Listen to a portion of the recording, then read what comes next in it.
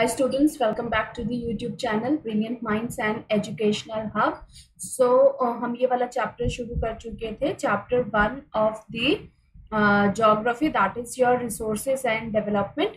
पिछली वीडियोस में मैं काफी टॉपिक्स कवर कर चुकी हूँ and today we are going to start with the land utilization. Okay, come towards the point. Land utilization. See, land resources are used for the following purposes. Means हमारे जो भी land resources हैं, ये जो नीचे given है ना आपके given points हैं, इसके लिए इन purposes के लिए हम अपने land resources को use करते हैं. Number 1 point is forest. Land resource सबसे पहले आप देखोगे कहाँ पे यूज हो रहा है आपका, फॉरेस्ट में. ठीक है, फॉरेस्ट तो आप समझते हो क्या होता है. Next is your land not available for cultivation. ऐसी लैंड जो आपकी कल्टीवेशन के लिए अवेलेबल नहीं है. Means number 1 barren and waste land. Number 1 point क्या है आपका, barren and waste land. Underline. What do you mean by barren land, आप लिख लीजिए साइड पे अपनी नोटबुक पे या बुक के साइड पे ही लिख लो इसकी definition. What is the definition of the barren land? The land which can not be used for cultivation is called barren land. वो लैंड जिसको हम कल्टीवेशन के लिए यूज नहीं कर सकते हैं उसे हम बैरन लैंड कहते हैं. Such as hilly terrains. Terrains means land. Hilly regions में जो आपके पास लैंड अवेलेबल है, डेजर्ट्स हैं, रेवाइन्स हैं, एक्सेट्रा. ओके, इतना क्लियर हुआ. Now come towards this waste land. अब ये वेस्ट लैंड क्या होता है आपका? What do you mean by waste land? Waste land, the land which is left fallow. Left fallow का मतलब होता है ऐसी लैंड जिसको हम अनकल्टिवेट रखते हैं. मीन्स उसके ऊपर कोई भी कल्टिवेशन नहीं करते हैं for more than 5 years included in this category. तो यहाँ पे ना वेस्ट के आगे लिख दो 5 years, मतलब 5 साल तक इस लैंड पे हम किसी भी तरह का कल्टीवेशन नहीं करते हैं. ठीक है, barren means not suitable for the cultivation. I hope आपने डेफिनेशंस नोट कर ली होंगी. मैं एक बार दोबारा से रिपीट कर देती हूँ. Barren land, the land which can not be used for cultivation is called barren land. And the examples of the barren land is हिली Terrence, deserts and ravines. Wasteland, the land which is left fallow for more than 5 years included in this category. Clear? Now third point, second point देखिए, land put to non-agricultural uses. ऐसी land जिसमें हम non-agricultural practices कर रहे हैं, जैसे ऐसी land जहां पे हम buildings को construct कर रहे हैं, roads बना रहे हैं, फैक्ट्रीज को लगा रहे हैं. ठीक है, तो इसे हम बोलेंगे नॉन एग्रीकल्चरल यूज के लिए जब हम लैंड को यूज करते हैं. Okay, now come towards the other uncultivated land excluding fallow land.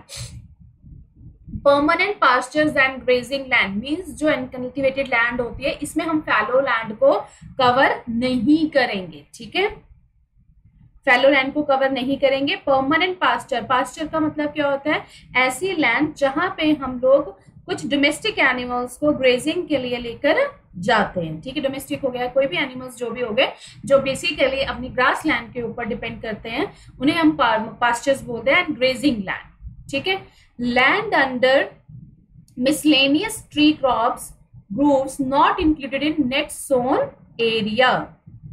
Okay, तो सबसे पहले तो ना फैलो लैंड का मतलब देखो क्या होता है. फैलो लैंड लिख लो, इसको ना अंडरलाइन करो. What do you mean bye fallow land? ठीक है, यहाँ पे साइड पे आप अपने पेन से एक डेफिनेशन लिख लो. Fallow land is land that has been ploughed और tilled but left unseeded during the growing season. ठीक है, मीन्स ये एक ऐसी लैंड होती है जिसमें हम प्लोइंग भी करते हैं, टिलिंग भी करते हैं, बट लेफ्ट अनसीडेड.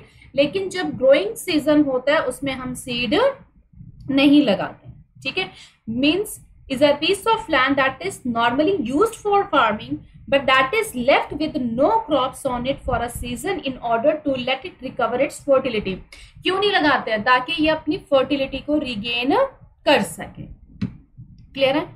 ओके, अब ये देखो, land under miscellaneous tree crops groves not included net sown area. Basically what is sub net sown area?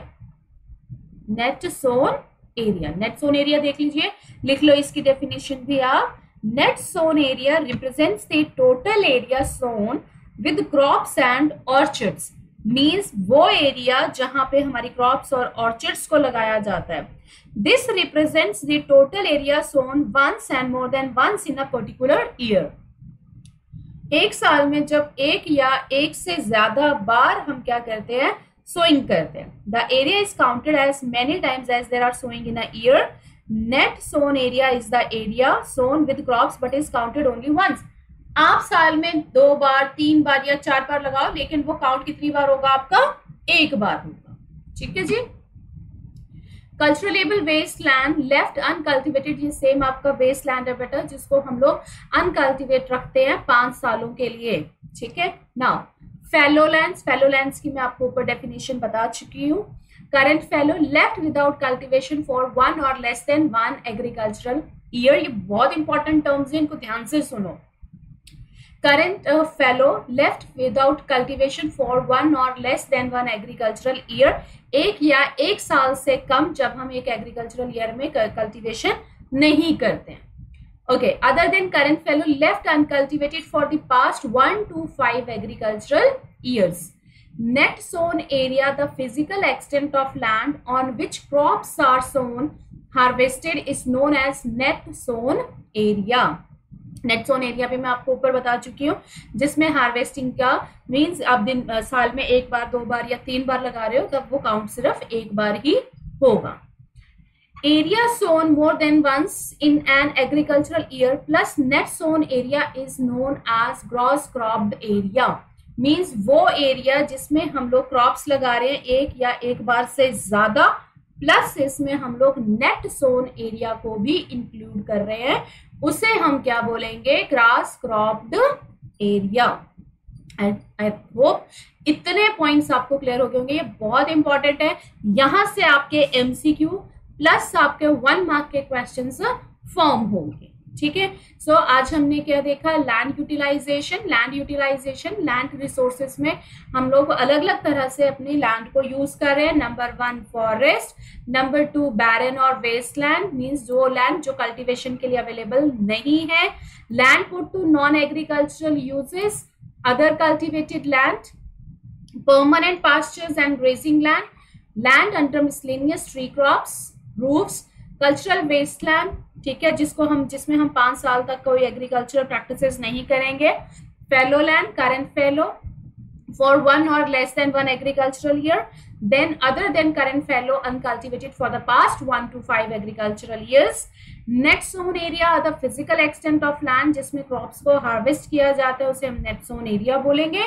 Area sown more than once in an agricultural year, जिसमें एक साल से ज्यादा, मतलब एक साल में हम लोग एक बार एग्रीकल्चर या एक से ज्यादा एग्रीकल्चर को परफॉर्म कर रहे हैं, कल्टीवेशन परफॉर्म कर रहे हैं, और प्लस इसमें हम नेट सोन एरिया को कवर कर रहे हैं, that is known as your cross cropped area.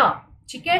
सो इसकी डेफिनेशंस मैं आपको इसमें लिखवा चुकी हूँ, अदरवाइज मैं शॉर्ट्स में भी कुछ इससे रिलेटेड एक फ्लो चार्ट में आपका बना के डाल दूंगी, आप उसे भी चेक कर सकते हो। In case if you have any doubts, comment box में अपने डाउट्स लिख दीजिए, I will take your doubts, मैं आपको साथ के साथ आपके डाउट्स क्लियर कर दूंगी।